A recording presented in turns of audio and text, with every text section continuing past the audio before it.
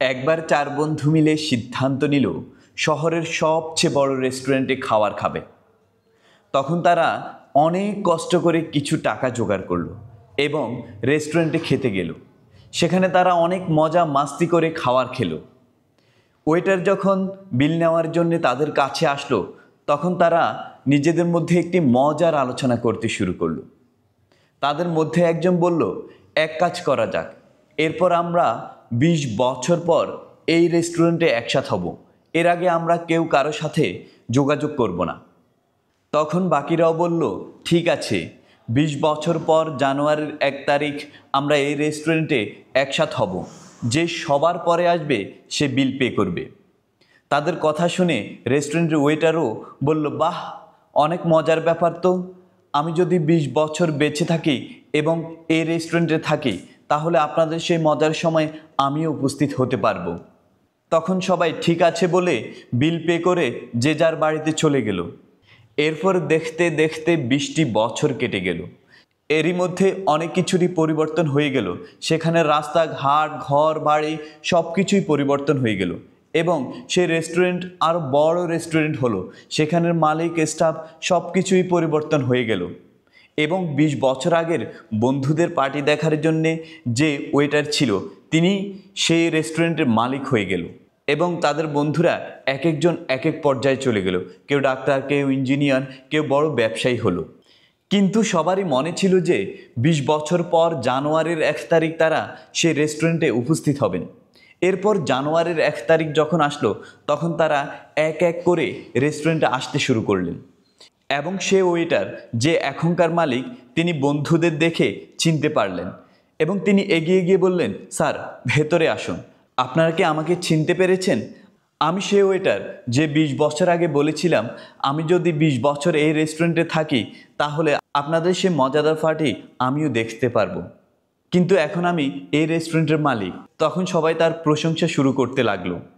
কিন্তু ৩ জন বন্ধু রেস্টুরেন্টে উপস্থিত হলেও একজন বন্ধু এখনও আসেনি।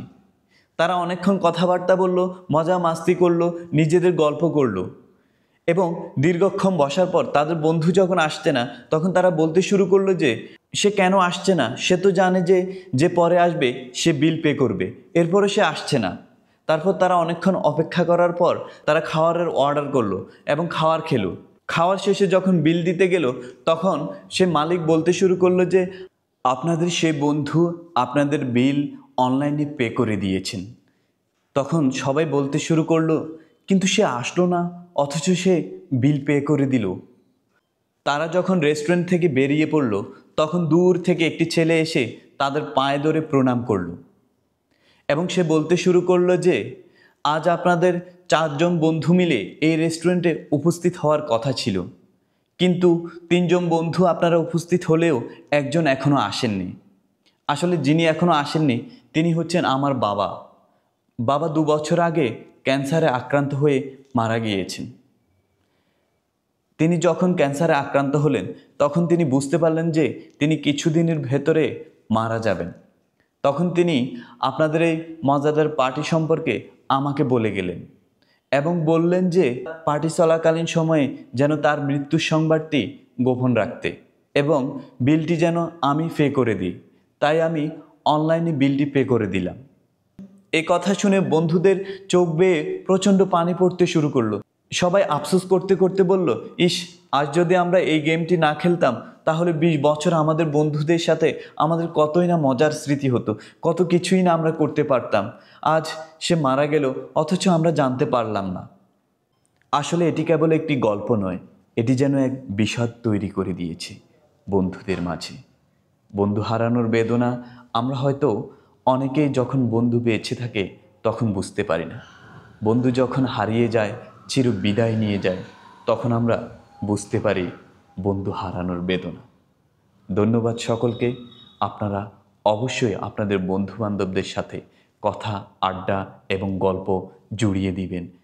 সারা জীবন একসাথে থাকবেন, এমনটাই প্রত্যাশা করছি। ধন্যবাদ সকলকে।